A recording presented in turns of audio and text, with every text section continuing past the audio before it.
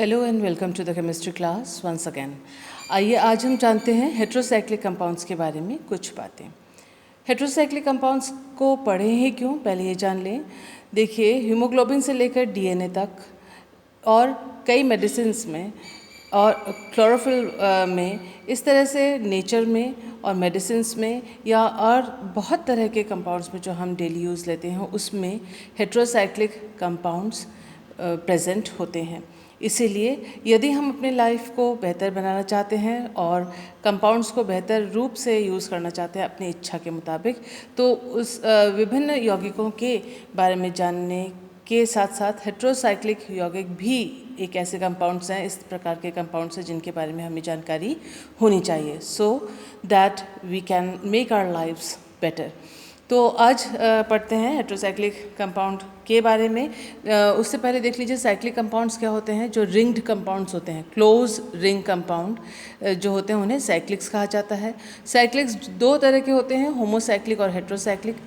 Homocyclic वो ringed compounds होते हैं which have with all same type of atoms, for example cyclohexane which has all carbon atoms in the ring।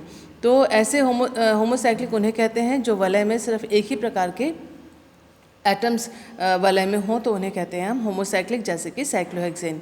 Heterocyclic यानी ऐसे ringed compounds जिसमें carbon के अलावा, क्योंकि हम ऑर्गेनिक केमिस्ट्री पढ़ रहे हैं, तो क्योंकि कार्बन के अलावा उनमें कोई और एटम्स भी हों, जैसे बाई, ट्राई और टेट्रावेलेंट एटम्स, जैसे ऑक्सीजन, नाइट्रोजन, सल्फर, फास्फोरस इत्यादि अगर उस रिंग में प्रेजेंट हो, वलय में प्रेजेंट हो, तो उन्हें हम कहते हैं हेट्रोसाइक्लिक्स। आप देख रहे हैं कि ये जैसे पायरॉल, फ्यूरान, थायोफीन, पिरिडीन, इसमें देखिए नाइट्रोजन है, यहाँ ऑक्सीजन, यहाँ सल्फर और यहाँ नाइट्रोजन। तो पायरॉल को कहा जाता है, एक्चुअल नेम है इसका एजोल, IUPAC नेम ऑक्सोल, थायोल, एजाइन, लेकिन उन्हें जो कॉमन नेम है पायरॉल, फ्यूरान, थायोफीन और पिरिडीन के नाम से ही ज़्यादा जाना जाता है, ये नाम ही ज़्यादा प्रचलित है। अब आते हैं एरोमेटिसिटी के बारे में, जिस पे से एरोमेटिसिटी पर से हेट्रोसाइक्लिक कंपाउंड के एरोमेटिसिटी के संबंध में बहुत क्वेश्चंस पूछे जाते हैं कॉम्पिटिटिव एग्जाम्स में भी और BSc में भी पूछे जाते हैं। तो आप देखें कि यहाँ पर रेजोनेंस एनर्जीज दी हुई हैं इन सब एरोमेटिक कंपाउंड्स का जैसे पिरिडीन का लिखा हुआ है, किलो कैलोरीज पर मोल में है ये रेजोनेंस एनर्जीज 39, बेंजीन का है 36 किलो कैलोरीज पर मोल, उसी तरह से थायोफीन का 29, पायरॉल का 21 और फ्यूरान का 16, इन सब में सबसे कम। जब हम एरोमेटिसिटी के बारे में पढ़ेंगे या उसके उत्तर देंगे, हमें ये जानना ज़रूरी है कि इलेक्ट्रोनेगेटिविटीज़ जो हेट्रो एटम की हैं वो कैसी हैं, या उनके एटॉमिक साइज़ क्या हैं, या फिर डायपोल मोमेंट्स क्या हैं। ये डेटा आपके स्क्रीन पे आपको दिख रहा है। जैसे इलेक्ट्रोनेगेटिविटी कार्बन की है 2.5, सल्फ़र की भी है 2.5, और सल्फ़र में एक एडवांटेज है कि p ऑर्बिटल के अलावा इसके पास d ऑर्बिटल भी हैं, और नाइट्रोजन का 3.0 और ऑक्सीजन का सबसे ज़्यादा इन सभी में 3.5। एटॉमिक साइज़ की बात करें तो एटॉमिक साइज़ जो है वो सल्फ़र का सबसे बड़ा है in comparison to carbon, nitrogen और ऑक्सीजन। कार्बन का 0.77 एंगस्ट्रॉम यूनिट, नाइट्रोजन का 0.74 एंगस्ट्रॉम यूनिट और फ्यूरान का है 0.73 एंगस्ट्रॉम यूनिट।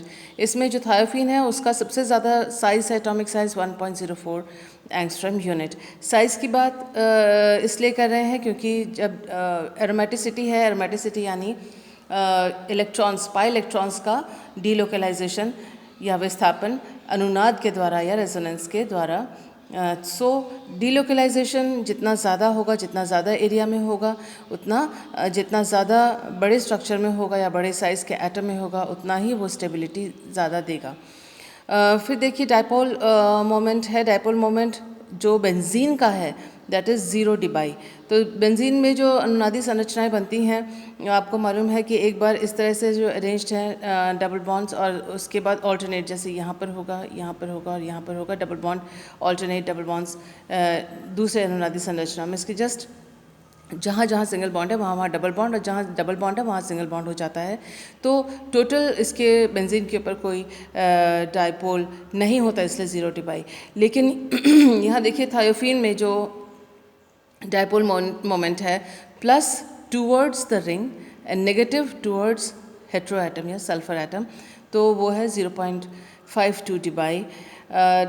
फ्यूरान का उससे ज़्यादा है 0.71 डिबाई, और पॉजिटिव जो साइड है वो पॉजिटिव चार्ज जो है, पॉजिटिव पोल है वो रिंग की तरफ और नेगेटिव ऑक्सीजन की तरफ। यहाँ जब आप पायरॉल को देखते हैं, पायरॉल में जस्ट इसके रिवर्स है, इन दोनों के रिवर्स है, वो है कि पॉजिटिव नाइट्रोजन की ओर है और नेगेटिव यानी इलेक्ट्रॉन डेंसिटी रिंग के ऊपर सबसे ज़्यादा है, और इसका जो डाइपोल है मोमेंट है वो 1.55 डिबाई है। इसके अलावा एक और जानकारी हमारे दिमाग में होनी चाहिए जब हम एरोमेटिसिटी के बारे में उत्तर देंगे या बात करेंगे या उसको समझेंगे, वो है plus M effect. Plus M effect is mesomeric effect. Mesomeric effect का मतलब ये है कि संयुग्मित द्विबंध के द्वारा जब इलेक्ट्रॉन्स का डीलोकलाइजेशन होता है और जो डीलोकलाइज कर रहा है वो समूह या वो एटम या वो ग्रुप या एटम, अगर उसके ऊपर प्लस चार्ज आए यानी उसके ऊपर इलेक्ट्रॉन की कमी हो जाए तो प्लस चार्ज और आ जाए, तो उसको कहते हैं हम प्लस एम प्रभाव वाले समूह। और इसमें ऑक्सीजन का जो प्लस एम इफेक्ट है सबसे ज़्यादा है, उससे कम सल्फ़र का और सबसे कम नाइट्रोजन का। तो इस जानकारी के साथ आइए हम चलते हैं कि एरोमेटिसिटी के बारे में कुछ और बातें और कुछ और उत्तर जान लें।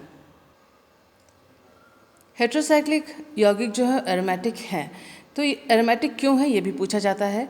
हेट्रोसाइक्लिक यौगिक एरोमेटिक इसलिए हैं, बेंजीन की भांति ही एरोमेटिक क्यों है। So for that we have a few reasons. तो वो रीजंस जो है यहाँ पर एनलिस्टेड हैं, देखिए आप।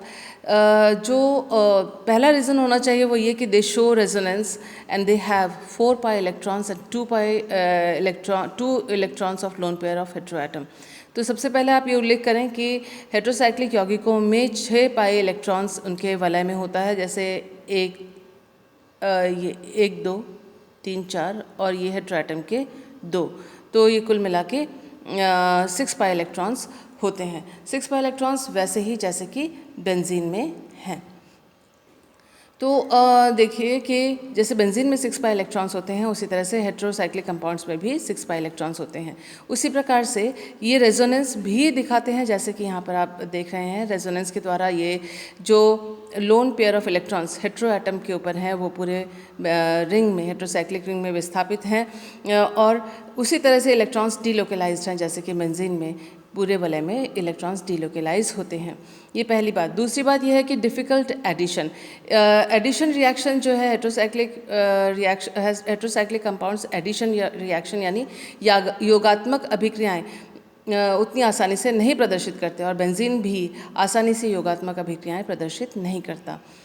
नेक्स्ट है कि इजी इलेक्ट्रोफिलिक सब्स्टिट्यूशन, आसान इलेक्ट्रॉन्स ने ही प्रतिस्थापन अभिक्रिया प्रदर्शित होती है हेट्रोसाइक्लिक यौगिकों के द्वारा। यानी हेट्रोसाइक्लिक यौगिक बेंजीन की भांति ही, बेंजीन की तरह ही easy electrophilic substitution reaction exhibit करते हैं या शो करते हैं।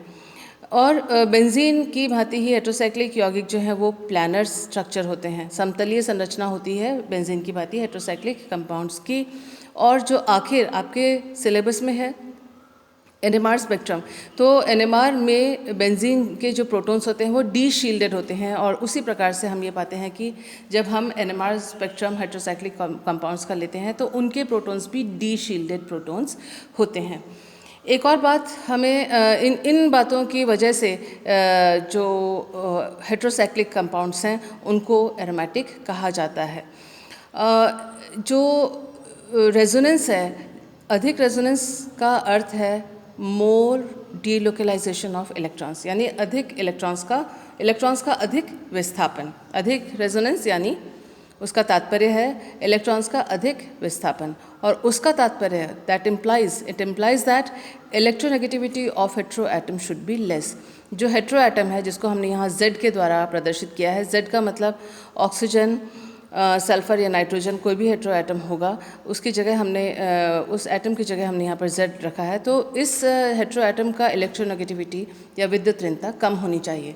कम क्यों होनी चाहिए? क्योंकि कम अगर इसकी इलेक्ट्रोनेगेटिविटी है तो अपने लोन पेयर ऑफ इलेक्ट्रॉन्स को वो कसकर अपनी ओर बांधे नहीं रखेगा, अपनी तरफ आकर्षित किए हुए नहीं रखेगा।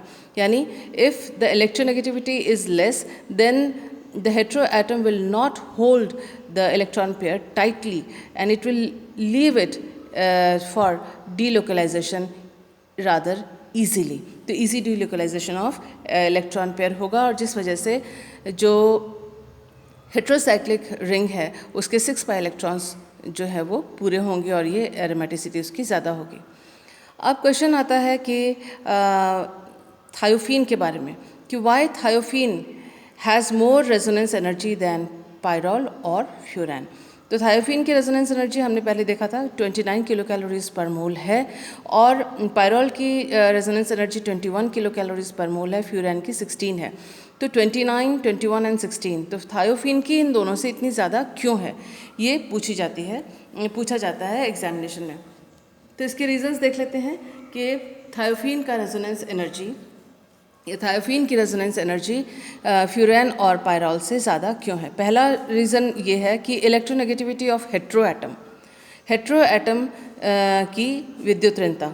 देखिए हेट्रो एटम की जो विद्युत ऋणता है सल्फ़र की 2.5 है, ऑक्सीजन की 3.5 है और नाइट्रोजन की 3.0 है। तो इसका मतलब ये है कि सल्फ़र की विद्युत ऋणता ऑक्सीजन और नाइट्रोजन की तुलना में कम है, जिसकी वजह से sulphur gives its lone pair of electron easily to the ring, जिसकी वजह से सल्फ़र अपने अबंधित इलेक्ट्रॉन युग्म आसानी से वलय को हेट्रोसाइक्लिक रिंग को दे देता है और उसका 6 पाई इलेक्ट्रॉन का जो डिमांड है, आवश्यकता है एरोमेटिसिटी की, उसको वो आसानी से पूरा करता है। जबकि ऑक्सीजन और नाइट्रोजन उतनी आसानी से वलय को अपने अबंधित इलेक्ट्रॉन युग्म नहीं देते हैं, जिसकी वजह से 6 पाई इलेक्ट्रॉन उतनी आसानी से पूरे नहीं होते हैं और एरोमेटिसिटी उतनी ज़्यादा नहीं होती है और रेजोनेंस एनर्जी भी उतनी हाई नहीं होगी।